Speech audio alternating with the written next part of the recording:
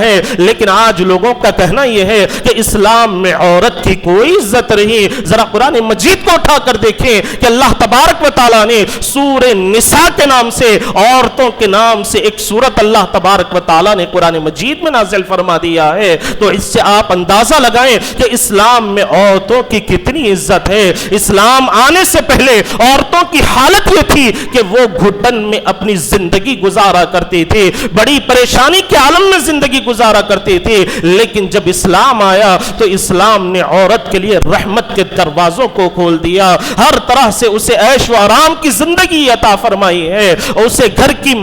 ذمہ دار قرار دیا گیا، ہر لحاظ سے اسلام نے عورت کو عزت عطا فرمائی۔ اور آقائے دو جہاں صلی اللہ علیہ وسلم نے